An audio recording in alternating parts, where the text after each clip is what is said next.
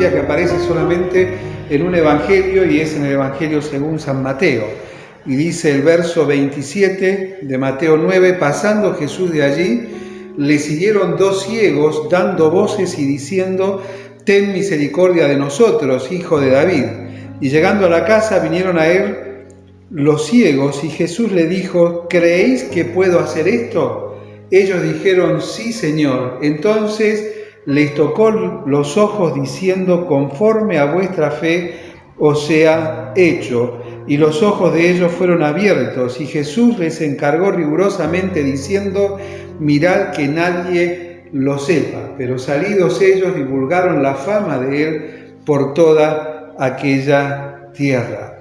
La frase de este momento que transforma vida es: ¿creéis que puedo hacer esto? Dice, ¿creéis que puedo hacer esto? Nosotros muchas veces nos dirigimos a Dios, ya sea en oración o a través de su palabra para encontrar guía, pero la pregunta es si nosotros creemos realmente que Dios puede hacer esto, que puede guiarnos a través de su palabra, que puede responder las oraciones de cada uno de nosotros. Decía William Barclay que la ceguera era una enfermedad angustiosa y común en Palestina. Dice, surgió fundamentalmente en el sur, surgió en parte por el resplandor del sol oriental sobre los ojos desprotegidos y también porque la gente no le daba mucha importancia a la higiene. Y también habían nubes de moscas en ese contexto que precisamente transmitían una enfermedad que llevaba a la ceguera. Es por eso que nosotros en los tiempos de Jesús y en los evangelios nos vamos a encontrar con muchos ciegos. Pero fíjense que solamente en un caso se menciona un ciego de nacimiento. En los otros no. De hecho, un ciego, cuando el Señor Jesucristo trabaja en su vida, le pregunta si veía. Y él le dice: veo los hombres como árboles. Es decir, antes se había visto.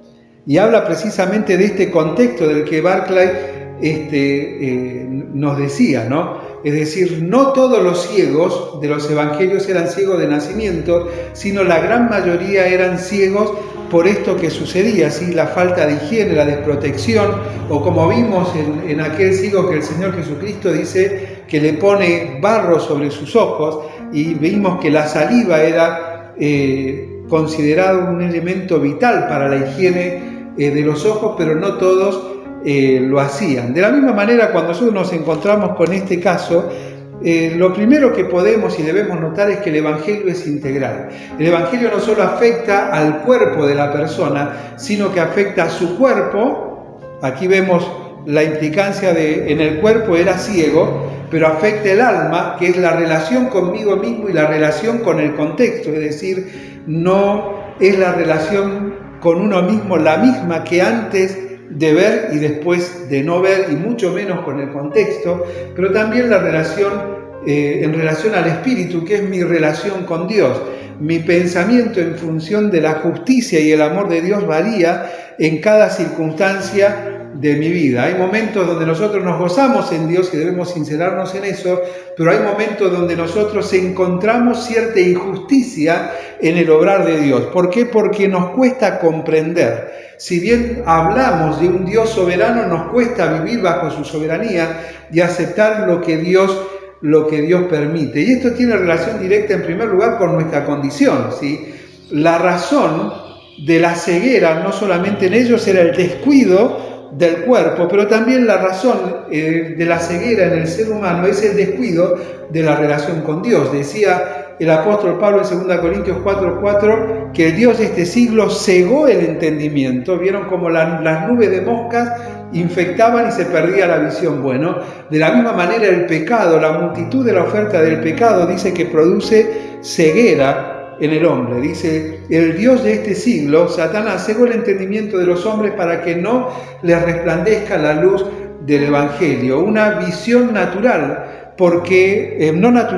sino espiritual, porque dice en Romanos 1:20 que Dios se manifiesta a todas las personas por medio de las cosas creadas, de manera que no hay excusa. Dice, las cosas invisibles de Dios, su eterno poder y deidad, se hacen claramente visibles por medio de las cosas creadas. Pero dice, habiendo conocido a Dios, habiendo visto a través de la creación el poder de Dios, dice, no le glorificaron como tal, sino que en su necio entendimiento, dice, fueron cayendo continuamente hasta cometer los peores pecados. Es decir, la razón fundamental de la ceguera ante Dios es el pecado. Pero también eso nos aleja de Dios y nos condena. Pero también hay una ceguera natural en el Hijo de Dios. Y no es una razón natural, sino que es una religión natural que tenemos. Es decir, la práctica cotidiana de lo que nosotros llamamos o creemos que es correcto, lo que nos aleja de Dios. Vamos a Mateo capítulo 15 para ver cómo el mismo Señor Jesucristo marca y condena esta situación. Dice en el verso primero, entonces se acercaron a Jesús ciertos escribas y fariseos, diciendo, ¿por qué tus discípulos quebrantan la tradición de los ancianos? O sea, religiosidad. Dice, porque no se lavan las manos cuando comen pan? Respondiendo Jesús, ¿por qué también vosotros quebrantáis el mandamiento de Dios? Ya no es el de los ancianos, es el mandamiento de Dios, más importante, por vuestra tradición, porque Dios mandó diciendo, honra a tu padre y a tu madre, y el que maldiga a padre o a madre muere irremisiblemente. Pero vosotros decís, cualquiera que diga a su padre o a su madre, es mi ofrenda a Dios todo aquello con que podría ayudarte, y ya no ha de honrar a su padre o a su madre, así habéis invalidado el mandamiento de Dios por medio de vuestra tradición. Las tradiciones religiosas siempre van contra los principios de Dios, siempre. Pero obviamente esas tradiciones religiosas nos satisfacen a nosotros porque nos hacen creer que nosotros estamos bien. ¿Por qué? Porque tenemos una serie de requisitos que cumplimos. Pero Dios lo lleva hacia otro punto. Dice, no es eso lo importante. No es lo que los hombres dicen o establecen para agradar a Dios, sino lo que Dios ha establecido como un principio fundamental para agradar a Dios. Dice el verso 8, dice, este pueblo de labios me honra, mas su corazón está lejos de mí, pues en vano me honran, enseñando como doctrinas mandamientos de hombre. Enseñando como doctrina mandamientos de hombre. Estos mandamientos son qué hacer o qué no hacer, cuándo hacerlo o cuándo no hacerlo, desatendiendo fundamentalmente los principios de Dios. Pero cuando vemos estos ciegos y la implicancia que tiene, como decíamos, del Evangelio de manera integral, lo vamos a mirar de esa manera, de manera integral, a través de 5 partes del cuerpo que lo relacionan con el alma, pero también con el espíritu. La primera de ellas son los pies de los ciegos. Verso 27 del capítulo 9, fíjense lo que dice. Pasando Jesús de allí, le siguieron 2 ciegos. Los pies de los ciegos. ¿Qué hicieron? Le siguieron. Esto habla del camino. No le fue fácil a los ciegos su camino. Los lugares que quizás antes les eran conocidos, porque no dicen que eran de otros lugares, ¿sí? Ahora les son puntos de cuidado para no caer. Antes conocían cómo moverse en la ciudad. De repente, para poder caminar, ellos debían de tener mucho cuidado. Dependían de sí mismos. Y también su debilidad los limitaba grandemente. Ellos no podían hacer o llegar y alcanzar lo que ellos quisieran, lo que ellos querían, de la manera que siempre lo habían hecho. Lo importante y lo interesante en este momento es que a través de los pies de los ciegos, ellos manifestaban la disposición a ser oídos por Jesús, porque ellos siguieron a Jesús. Dice, le siguieron 2 ciegos y llegando a casa vinieron. Los pies de los ciegos estaban marcando precisamente el camino. Dependían de sí mismos, pero se dirigieron a donde iba Jesús. Llegaron a la casa. A pesar de sus limitaciones, llegaron a la casa. Muchas veces nosotros sabemos dónde tenemos que ir para encontrarnos con Jesús y encontrar el consejo de Jesús. Sin embargo, aun cuando lo sabemos, no vamos. Estamos tan cómodos con nuestra ceguera que cambiamos su poder transformador por nuestro pensamiento religioso. Prefiero seguir pensando lo que pienso antes de que Dios me transforme y me haga ver que precisamente Dios no me ha pedido, y el mismo Señor Jesucristo en la oración intercesora allí en Juan 17, no pidió que fuese sacado del mundo, sino que sea guardado del mal. Y mientras estamos en el mundo debemos ser luz con luz en el mundo y para el mundo. Y sin embargo nosotros, a través de nuestro pensamiento religioso que nos hace sentir cómodos, tomamos distancia de aquellos que necesitan de Dios y les mostramos un camino de religiosidad, olvidándonos que el camino hacia Dios es un camino de relación.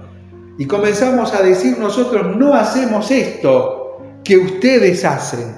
No es que no lo hacemos, sí, perfecto, hay cosas que no hacemos, pero sí hay algo que debemos hacer sin decir, que es amarlo, más allá de las circunstancias y más allá de las costumbres que el mundo tiene, porque si no, alejamos a la persona de Dios y acercamos a la persona no a Dios, sino a una religiosidad que precisamente va contra el poder transformador de Dios. Y somos nosotros los que transformamos la mente y el corazón de una persona a cumplir las cosas que nosotros hemos determinado. Y son costumbres religiosas.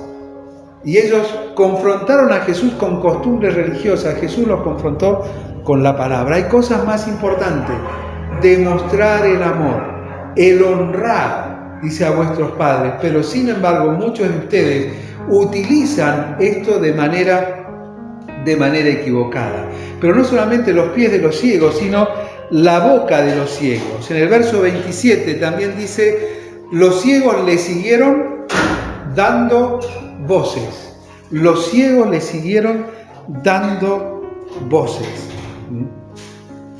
Verso 28, Jesús les habla y ellos dijeron: sí, Señor. Sí, la boca de los ciegos. Y esto ya no nos habla del camino, sino que nos habla del clamor de los ciegos. Si el camino en medio de la dificultad, ellos procuraron acercarse a Jesús, pero la boca de los ciegos, de la boca de los ciegos salió precisamente un clamor. En las palabras de los ciegos hay un doble reconocimiento. En primer lugar, el reconocimiento de una necesidad personal. ¿Por qué? Fíjense lo que decían. Dos ciegos, verso 27, dando voces diciendo: ten misericordia de nosotros. Ten misericordia de nosotros, Hijo de David. Lo primero que reconocen es una necesidad personal. Y es interesante ver que los ciegos no hablan de su condición. Los ciegos no dicen: danos la vista. Los ciegos no se quejan recordando la vida pasada y lo que les pasó hasta ese momento. Ellos claman por una necesidad personal. Y cuando nosotros clamamos a Dios, nos olvidamos de lo fundamental y de clamar por necesidades personales. Hebreos 4:16. Busquémoslo así. Hebreos 4:16. Es el clamor de una necesidad personal. Los ciegos nos marcan el camino, no solamente a través de sus pies, a través de su boca, dando voces. Y la necesidad personal, dice en Hebreos 4:16, acerquémonos pues confiadamente delante del trono de la gracia para alcanzar misericordia. ¿Quién oró por misericordia? Yo no, No me voy a poner como ejemplo porque les mentiría si les digo que sí. Sin embargo, es esa la necesidad natural que nosotros tenemos. No solamente los ciegos lo tenían. Nosotros tenemos una necesidad natural de misericordia. Y misericordia es una palabra compuesta que viene del latín, miserere y cardio, ¿sí? Miserere es miseria, cardio, corazón. Y es pasar las miserias por el corazón. Y cuando nosotros pasamos las miserias de los demás por el corazón, nuestra respuesta natural habla de la clase de misericordia que yo tengo.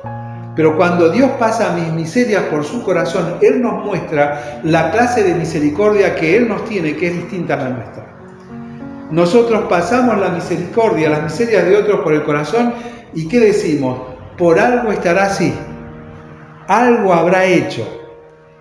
No puede ser que de repente esté en la calle por estar en la calle, que fume, que se drogue, porque algo habrá hecho. Sin embargo, cuando Dios pasa la miseria, tu miseria y mi miseria por su corazón es movido a misericordia y envía a su Hijo, el Señor Jesucristo, a morir por nuestros pecados, el justo por nosotros los injustos. Es por eso que nos dice el profeta Jeremías en el libro de Lamentaciones, en el capítulo 3, que no debemos olvidarnos que por la multitud de sus misericordias no hemos sido consumidos y que sus misericordias son nuevas cada mañana. Son nuevas cada mañana, para que en este clamor de la necesidad personal que tenemos, pero nosotros consideramos la necesidad personal aquello que nos está afligiendo, puede ser la salud, puede ser la economía, puede ser distintas circunstancias, pero la necesidad personal que tenemos es de misericordia. Por eso dice, acerquémonos confiadamente al trono de la gracia, está hablando de la oración, para alcanzar la satisfacción de mi necesidad personal, misericordia, y hallar gracia para el oportuno socorro. Dice Spurgeon de este texto, dice, su única apelación, la de los ciegos, era por misericordia. No se habló del mérito, que lo merecieran o no. No, simplemente clamaron por misericordia. No hubo ruegos por los sufrimientos pasados, ni de sus esfuerzos perseverantes por poder salir adelante, ni de sus planes para el futuro. Simplemente dijeron, ten misericordia. Nunca ganará una bendición de Dios alguien que le exija a Dios su misericordia, su bendición, como si tuviese algún derecho. No tenemos derecho sobre las bendiciones de Dios, pero sí tenemos acceso a su presencia para clamar por misericordia, y nosotros al clamar lo podemos recibir. Pero la segunda expresión no solamente es el clamor por una necesidad personal, sino el clamor. En su clamor había un reconocimiento de la naturaleza de su poder, porque le dice, ten misericordia de nosotros, hijo de David.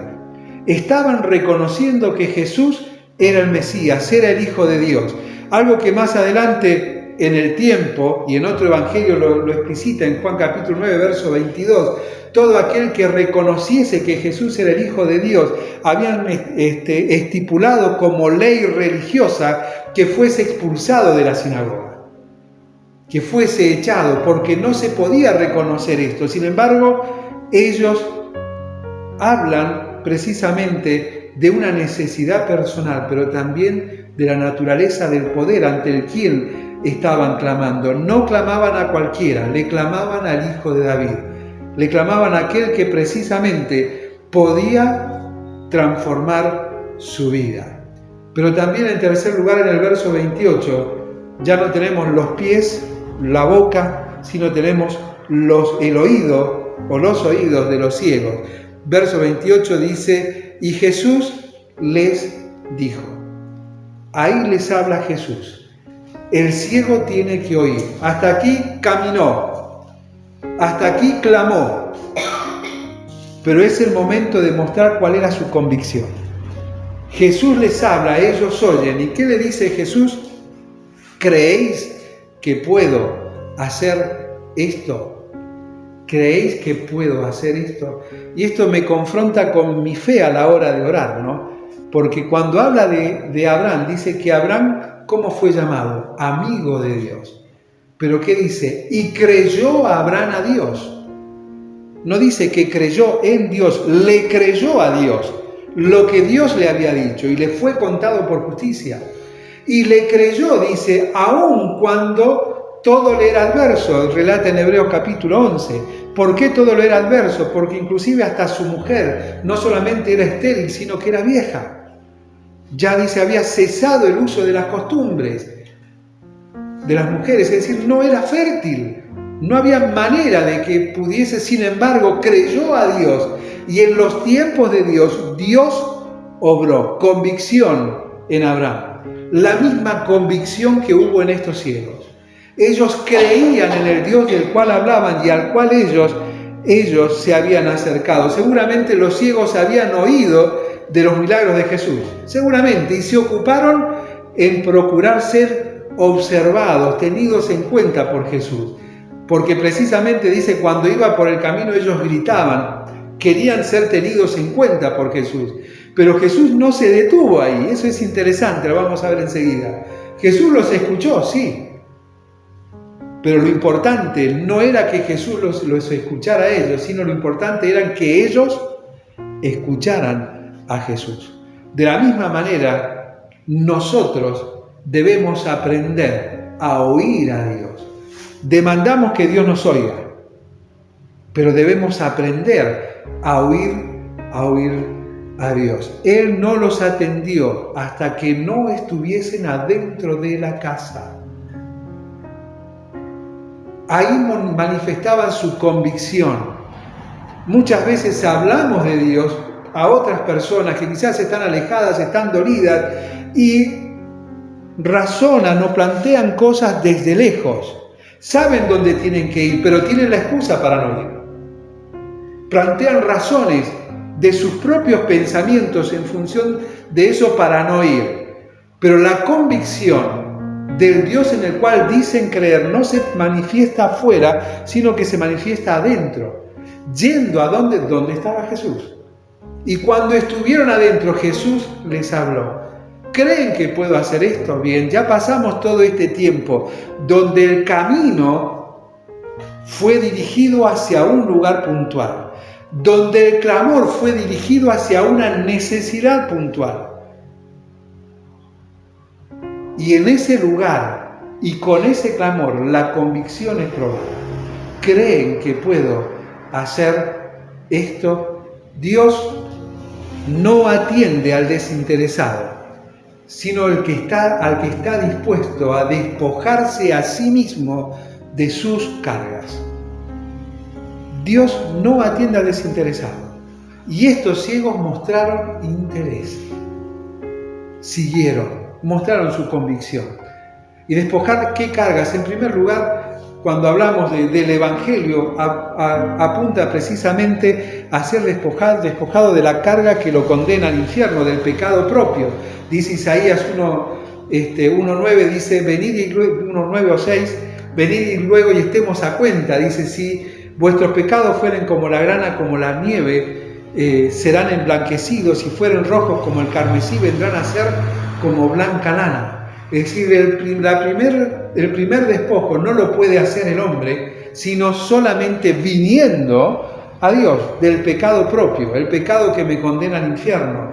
Pero hay cargas que dependen de mi convicción en el poder pleno de Dios, que solo Él las puede quitar.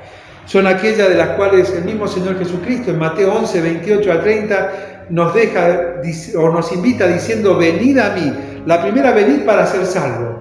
La segunda, venid para ser santo. Dice, venid a mí todos los que estáis trabajados y cargados y yo os haré descansar.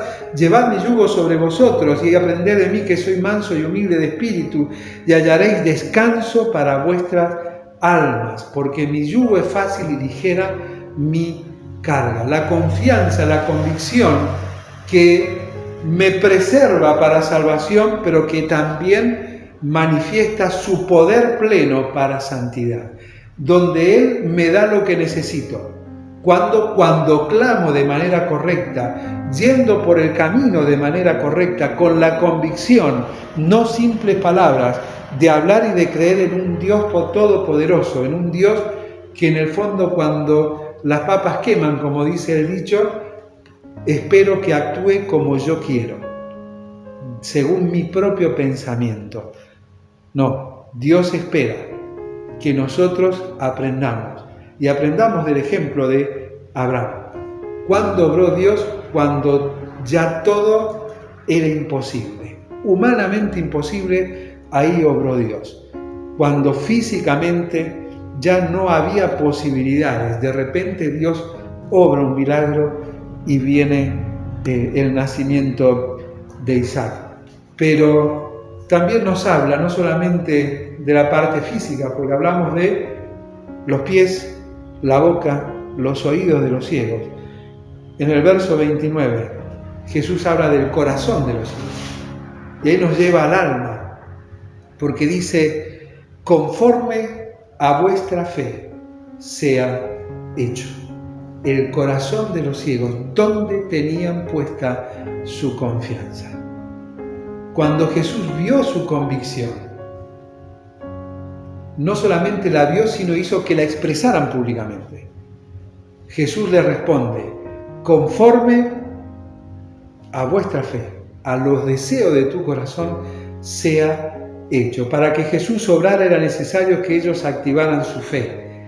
Ellos tuvieron que tocar a Jesús con su confianza y Jesús los tocó con su corazón.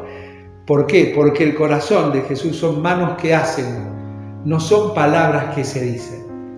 Dice, Jesús tocó sus ojos y ellos vieron, pero Jesús lo hizo conforme a su fe. Conforme a su fe. Decía Clark que conforme a vuestra fe no significa en proporción a su fe. No dice que por la mucha fe pudieron ver más y por la poca fe pudieron ver menos. No, es conforme a la fe. Conforme a la fe. El milagro fue hecho no en función de la cantidad, de la proporción de la fe, sino en función de la convicción. Con la convicción con la cual fue hecho el clamor manifestado en el camino. Esa confianza fue la que terminó obrando en ellos. Dice en Hebreos 11, hablando de esta fe, dice, lo que debe estar en nuestro corazón, manejando nuestra confianza, porque donde está nuestro corazón, allí está donde está nuestro tesoro, está nuestro corazón. Y si en nuestro tesoro, en nuestro corazón, está Dios, obviamente la convicción y la confianza en Él va a ser plena. Dice en Hebreos 11:1, es pues la fe, la certeza de lo que se espera, la convicción de lo que no se ve. Es algo de lo que nosotros siempre tenemos presente, de decir, bueno, yo tengo fe que si Dios vino a este mundo, envió a su Hijo a este mundo a morir por mis pecados, si yo me arrepiento y clamo a Él, Él me perdona y me dice que me va a venir a buscar, yo tengo fe de que Él va a cumplir lo que dijo. Tengo fe, bien, perfecto, pero esa fe hasta este momento es teórica. Es teórica. La fe es una acción cotidiana, dice en el verso 6, pero sin fe es imposible agradar a Dios. Porque el que busca a Dios no solamente debe creer que le hay, sino que es galardonador de los que le buscan. Y ese galardón, es interesante la palabra, porque hace referencia a lo que decía el profeta Isaías, mi palabra no vuelve a mí vacía, sino que hará la obra para la cual yo la he enviado. Y esto me confronta aún más. ¿Qué quiere decir esto? Que si Dios envió su palabra para prevenirme, para prepararme, y yo no me previne ni me preparé, la consecuencia de su palabra va a volver en castigo sobre mí, no por negligencia de Dios, sino por negligencia propia. Pero si yo me preparo, la bendición de Dios va a venir sobre mí, por haber atendido el consejo de Dios. Es por eso que dice en Romanos 10 que la fe viene por el oír y el oír de la palabra de Dios. De la palabra de Dios. Es decir, según el corazón, la confianza real y verdadera, cimentada por la convicción y un clamor genuino, andando por el camino correcto, produce lo que dice en el verso 30, la vista a los ciegos, o la visión de los ciegos. Dice, y los ojos de ellos fueron abiertos. Y los ojos de ellos fueron abiertos. Ni camino, ni clamor, ni convicción, ni confianza, sino cambio. Un cambio real, por todo lo anterior. Son los pasos para que Dios transforme nuestra vida. Los ojos de ellos fueron abiertos. Su fe marcaba la disposición a seguir las directivas de Jesús. No solo oyeron, sino que según tuvieron oportunidad, porque dice el verso 31, que saliendo ellos, divulgaron la fama de Él por toda aquella tierra, mientras tuvieron oportunidad, compartieron lo que Dios les había realizado en sus vidas. Pero ellos, a pesar de eso, desatendieron el consejo de Jesús. Dice, mirad que nadie lo sepa. Pero es interesante, no es que estamos aplaudiendo la desobediencia de los ciegos, pero es que Jesús no quería activar su fama, sino quería activar la fe en las personas. No era su fama lo que Él procuraba, Él no procuraba que vinieran a Él precisamente para recibir milagros y bendiciones. De hecho, en cierto momento Él los confronta diciendo: ustedes me siguen porque les doy de comer, porque satisfago lo que ustedes quieren. Y entonces muchos se ofendieron y se empezaron a ir. Pedro le dice: Señor, dura es esta palabra, ¿quién la puede oír? Y Jesús, ¿qué le dice? Si quieren ir ustedes también, no hay problema. Porque la palabra de Dios confronta. La palabra de Dios es la que nos muestra el consejo de Dios para nuestras vidas, para alcanzar la bendición. Jesús procuraba activar la fe en las personas, y los milagros simplemente eran señales realizadas por Él para mostrarle a los demás quién era Él, que Él verdaderamente era el Hijo de Dios, el Hijo de David, al cual clamaban estos ciegos. Él simplemente a través de esas obras cumplía lo que decía en Isaías, según lo relata Lucas en el capítulo 4, ¿no? Cuando Jesús entra al templo y abre el rollo del libro, dice: el Espíritu de Dios está sobre mí, me ha enviado, dice, me ha ungido para dar buenas nuevas a los pobres, a sanar a los quebrantados de corazón, a pregonar libertad a los cautivos y vista a los ciegos, a poner en libertad a los oprimidos, a predicar el año agradable al Señor. ¿Sí? Ellos desatendieron el consejo de Jesús, pero tuvieron una determinación natural. El consejo de Jesús era: yo no quiero activar la fama, quiero activar la fe. Quiero que crean, no que hablen de mí. Pero la determinación natural de ellos fue compartir lo que les había sucedido. Dice: ellos divulgaron la fama de Él por toda aquella tierra. Fue muy difícil el resistir, no contarle a los demás lo sucedido.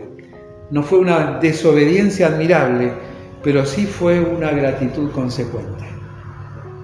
Es decir, no aplaudimos la desobediencia, pero sí nos asombramos de la gratitud. Cuando Dios transforma nuestras vidas, una gratitud natural o consecuente es contarle a otro cuán grandes cosas Cristo ha hecho en cada uno de nosotros. En Hechos capítulo 4, verso 20, se encontraba Juan y Pedro ante el concilio, ¿sí? Los estaban condenando. ¿Por qué? Porque estaban hablando, ¿sí? Había sido, leíamos anteriormente allí en Juan 9, que había sido prohibido que se hablara de Jesús como el Hijo de David, el Hijo de Dios, mucho menos. Sin embargo, ellos lo hicieron y los llevaron presos. Y en el verso 20, Pedro le dice: hay algo que no podemos dejar de hacer. Dice: no podemos dejar de decir lo que hemos visto y hemos oído. Había algo más fuerte que ellos en ellos mismos, y era gratitud. Gratitud.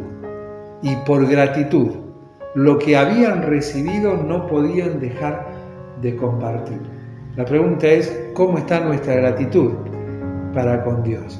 Y todo va a depender de cuánto Dios me está continuamente cambiando, porque si bien somos salvos para siempre, la santidad, el cambio necesario, es una acción cotidiana de Dios en mí. ¿Cómo están mis caminos? ¿Se acuerdan los pies de los ciegos?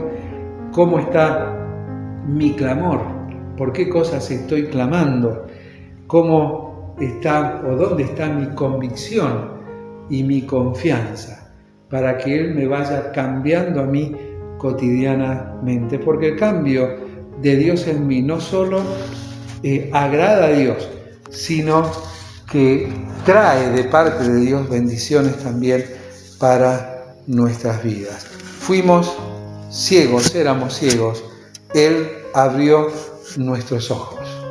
Dice: y los ojos de los ciegos fueron abiertos. La pregunta es: ¿qué estamos mirando? Ojalá que veamos al Dios de la Biblia no solamente en la Biblia, sino que lo veamos dentro nuestro, y al disfrutar lo que hay en nosotros y olvidándonos de lo que hay alrededor, despojándonos de todo peso, dice en Hebreos 2, y del pecado que nos asedia, asumamos la responsabilidad personal, que es de continuar solos la carrera por delante, ¿sí? Con paciencia, con tranquilidad, sabiendo que hay un premio sublime en los cielos, pero también hay premios, hay bendiciones en cada paso de obediencia que vamos a ir dando. Oramos.